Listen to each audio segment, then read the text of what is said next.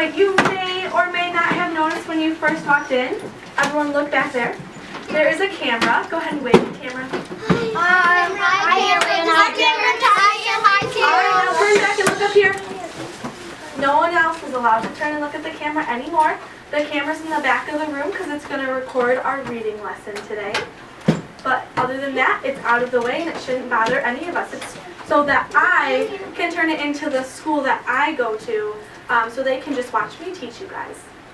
Since they can't all come and be here and sit in the back of the classroom, we're just going to record it and send it to them. Sounds good? Okay. All right. Where should your books be? Closed in any think spot. Closed and in your think spot. So let's have our books closed. Nope, you don't need a pencil or anything else on your desk. Our targets for today, go ahead and look at the first one and read it with me. Ready? Begin.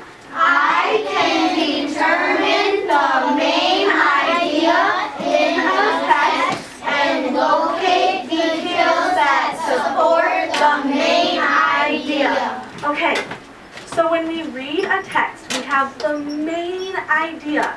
A lot of times when we are thinking of different things that we read, and we can think of a specific page number and a specific example, is that the main idea or is that our details?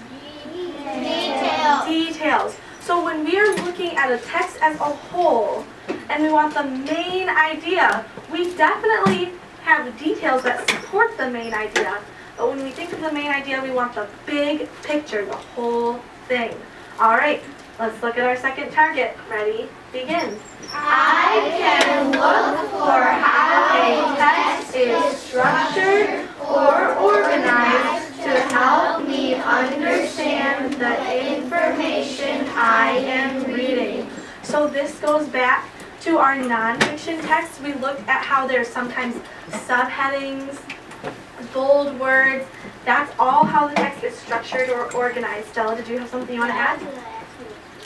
Structured. So structured is kind of like the structure of a building, how it's organized or laid out or set up.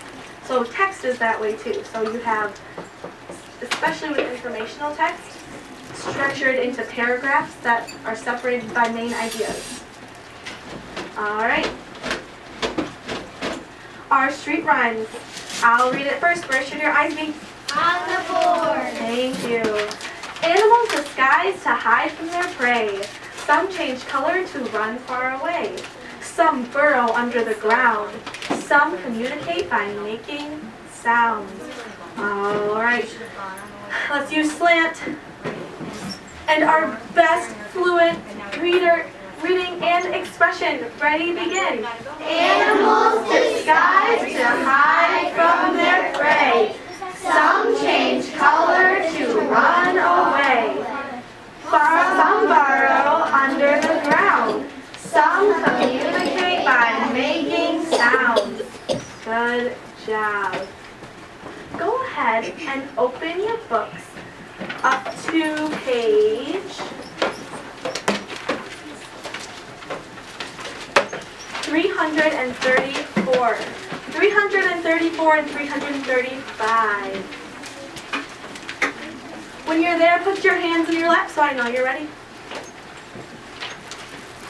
Thank you, Violet. Thank you, Carson. Don't leave your paper from earlier today in your book. It's okay if you lost the page, but leave it in your book. All right, 334. Go ahead and look at that picture. Go ahead and look at that picture. We have a really pretty water lily. What do you notice about where the water lily is growing? What do you notice about where the water lily is growing? And then look at the other small pictures. Go ahead and tell your partner some things you notice about the small pictures and where the pictures were taken.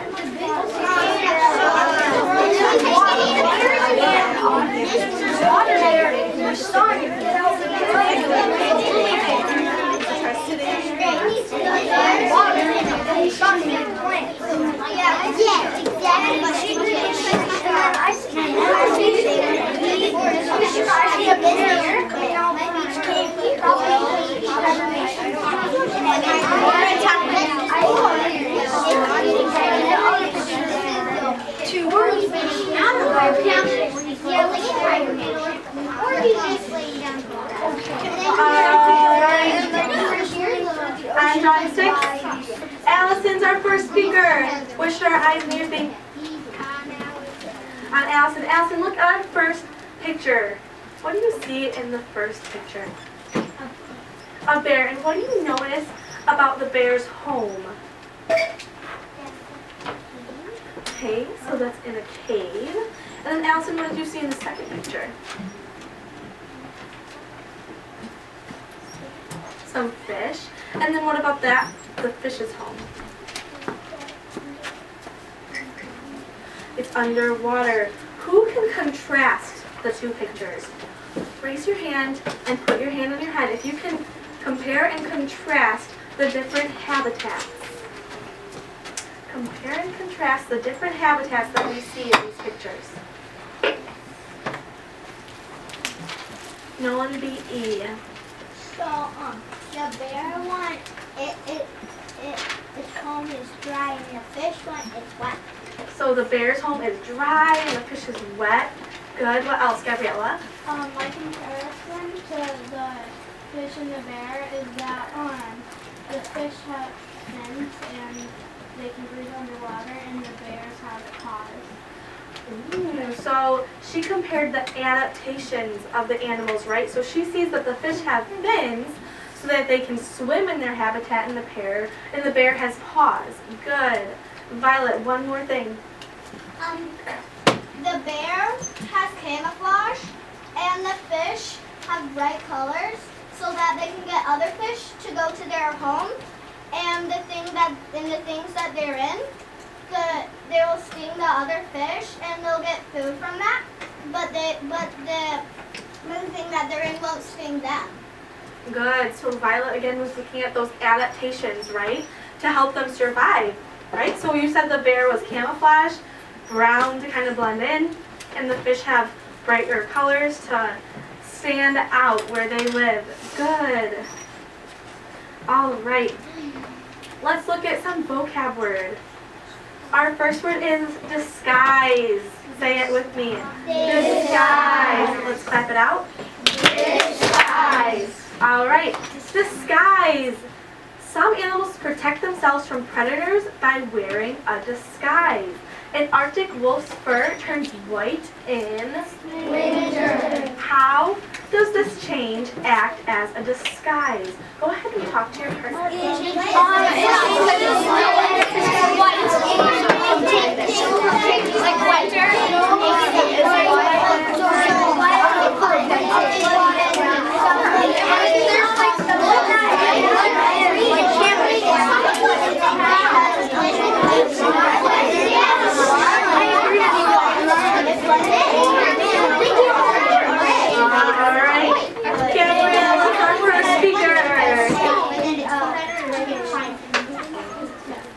Eyes and ears on Gabriella in 3, 2, and 1. Gabriella, how does the Arctic wolf's fur help to be a disguise? Because the snow's white and almost everything's white, because the trees and stuff are covered with snow, and so they're really easy to blend in with the white snow. Good. And why would it want to blend in with the white snow? So it doesn't get eaten. Good, so it might want to protect itself from predators. Isaiah, do you have something to add? Yes. Okay. The animals will think it's a horse. No, so the animals won't, but they'll think maybe it's the snow if it's looking at it from a distance and it only sees the white. Good. All right. What things could a person use as a disguise?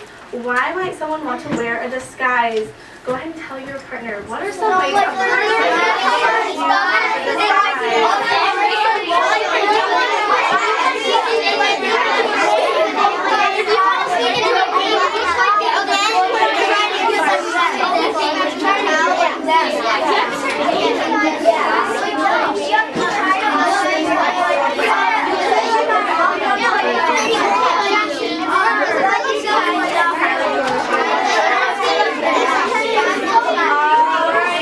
Kylie's our first speaker. Eyes and ears on her in 3, and 2, and 1, 0. Kylie, why might someone want to use a disguise? Ooh, Ooh, so maybe if it was a famous person, they might want to use a disguise so someone wouldn't recognize them. Good, Jacob. If they were an undercover spy. Good, Tristan. If you were playing a game of hide and seek with someone. If you were playing a game of hide and seek with someone, would you want to maybe put on a disguise so you could hide better? Yeah. Good, Macy. My dog's like Oh, so he hides behind things like furniture and stuff that give him a good disguise. Good. Oh, I know, friends, there's lots of good examples. Save those for later. Save them for later. Our next word. I'm an alien. Oh, make sure your eyes are up here. Our next word is vital. Say it with me. Vital. Let's stop it. Vital. Good. Vital. When something is vital, it is very important or necessary. When something is vital, it means it is very important or necessary. Read this sentence with me. Ready? Begin. It is vital that you put your names and numbers on top of your homework and your papers, everything, right? So it didn't say it up there, but it's vital that you put your name and number on top of everything, right? Go ahead and tell your partner something that is vital. Go ahead and tell your partner.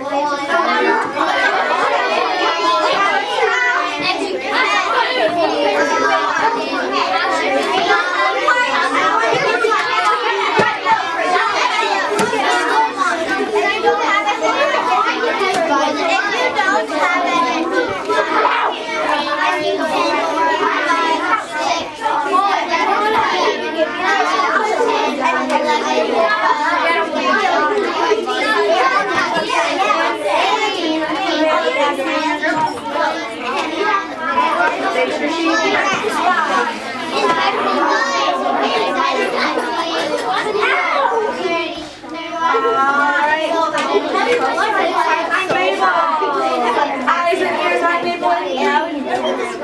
2 and 1. Mabel, something that is vital.